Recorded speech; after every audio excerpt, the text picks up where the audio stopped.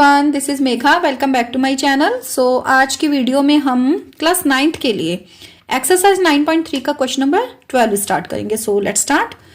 So question number 12 is a villager Itwari has a plot of land of the shape of a quadrilateral.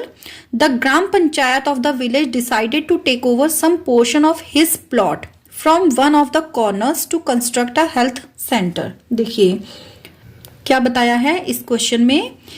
एक villager है जिसका नाम है इतवारी, उसके पास एक लैंड का पीस है, मतलब एक प्लॉट है जो कि क्वाड्रिलेटरल की शेप का है।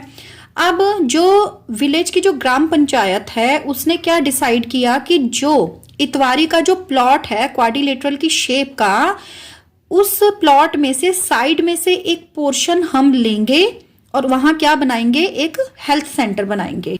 आगे रीड करते हैं। Itwari agrees to the above proposal with the condition that he should be given equal amount of land in lieu of his land adjoining his plot so as to form a triangular plot. देखिए यहां से main बात इसकी start होती है, ध्यान से समझिए। जो इतवारी है उसने इस प्रपोजल को एक्सेप्ट तो कर लिया है, बट एक कंडीशन के साथ कि जितना एरिया मैं आपको दूंगा उतना ही एरिया आपको मुझे यहाँ पे देना पड़ेगा, ताकि जो मेरा प्लॉट है वो कैसी शेप का हो जाए, एक ट्रायंगुलर शेप का हो जाए। ठीक है। Explain how this proposal will be implemented. अब आपको ये समझाना है कि ये जो प्रपोजल है, ये जो पूरी इस क्वेश्चन में जो एक स्टोरी बताई गई है, इस स्टोरी को हम इम्प्लीमेंट कैसे करेंगे। ठीक, देखिए ये मैंने डायग्राम ड्रॉ किया है जो कि प्लॉट ऑफ लैंड है। कैसी शेप उन्होंने बताई थी, क्वाड्रिलेटरल की, तो मैंने ABCD एक क्वाड्रिलेटरल यहां ड्रॉ कर लिया है।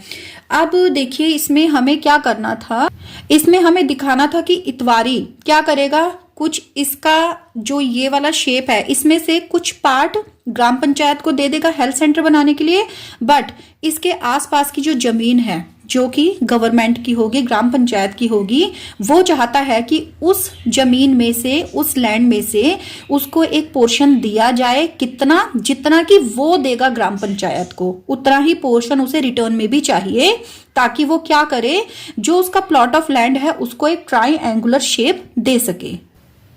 तो अब हम क्या करते हैं, इसमें साथ साथ इसमें लिखना भी स्टार्ट कर देते हैं। जो जो हम इसमें बनाते जाएंगे इसमें शेप में, वो हम इसमें रिटर्न फॉर्म में भी लिख देते हैं। ठीक है। अब देखिए ABCD क्या है, हमारा क्वाड्रिलेटरल है, तो मैं यहां पे लिख देती हूं let ABCD is a plot of, कौन सी शेप का है, क्वाड्रिलेटरल, क्वाड्रिलेटरल शेप। ठीक है। अब हमने देखिए इसमें कुछ कंस्ट्रक्शन करने हैं। कंस्ट्रक्शन देखिए मैंने एक तो इसमें कर लिया है। मैंने जो ये BA इसका जो सेगमेंट था, लाइन सेगमेंट था, इसको मैंने क्या किया है, थोड़ा सा आगे प्रोड्यूस कर दिया है। लेट सपोज मैं इसका नाम लिख देती हूँ यहाँ पे E, और इस E को मैं इस D पॉइंट से क्या करूंगी, मिला दूंगी।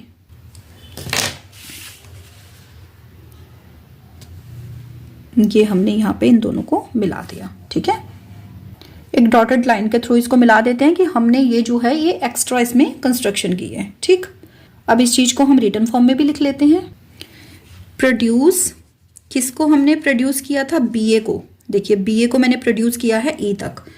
BA टू मीट DE,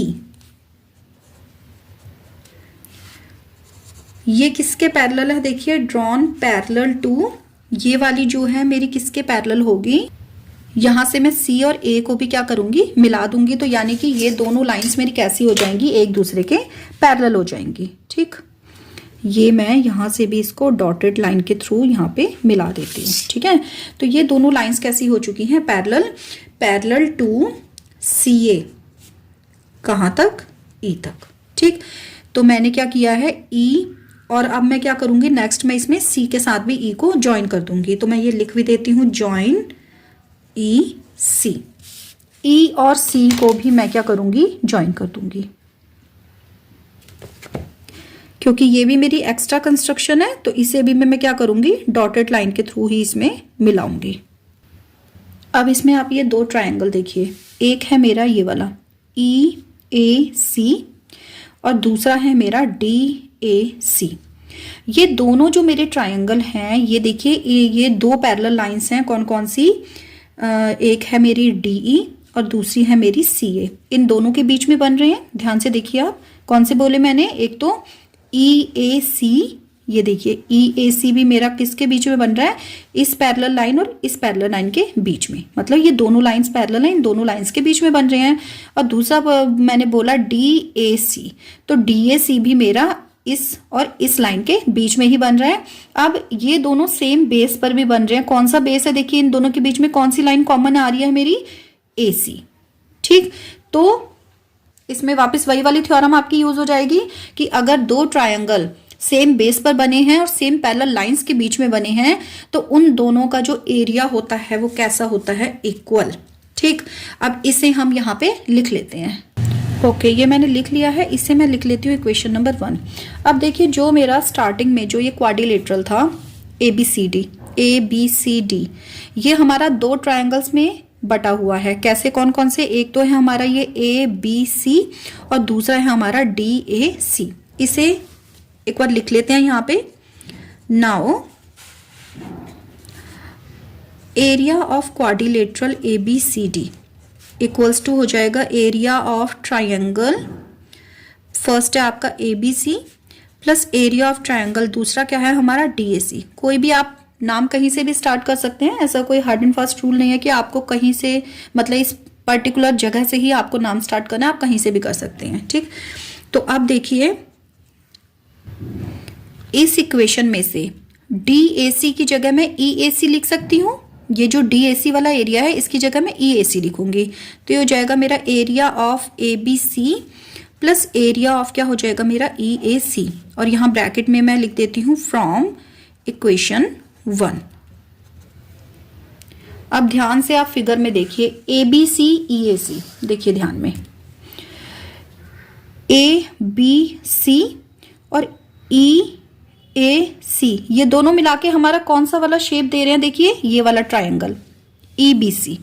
ठीक है, तो यानी कि ये जो दो हमने लिख दिए हैं ट्रायंगल्स, इसकी जगह मैं क्या लिख सकती हूँ? Area of triangle EBC। ये हमारा क्या आ चुका है? इस साइड था हमारा एरिया ऑफ ABCD। चलिए हमने शो कर दिया है कि एरिया ऑफ क्वाड्रिलेटरल ABCD किसके इक्वल है? एरिया ऑफ ट्रायंगल EBC के। यानी कि जो इतवारी ने जो प्रपोजल रखा था कि जितना मैं पीस ऑफ लैंड दूंगा उतना ही आप मुझे रिटर्न में दोगे, ताकि जो मेरा पीस ऑफ लैंड है, जो मेरा एरिया है, वो कौन सी शेप का हो जाए? ट्रायंगुलर शेप का। तो हमने ये ट्रायंगुलर शेप का जो एरिया है ये किसके इक्वल दिखा दिया? इस पूरे क्वाड्रिलेटरल के एरिया के। यानी कि जो प्रपोजल इंप्लीमेंट होगा वो इस टाइप से होगा। ठीक है, सो ये था हमारा क्वेश्चन नंबर 12। नेक्स्ट वीडियो में हम करेंगे इससे आगे का question number 13। So stay connected for next video. Till then take care, bye bye.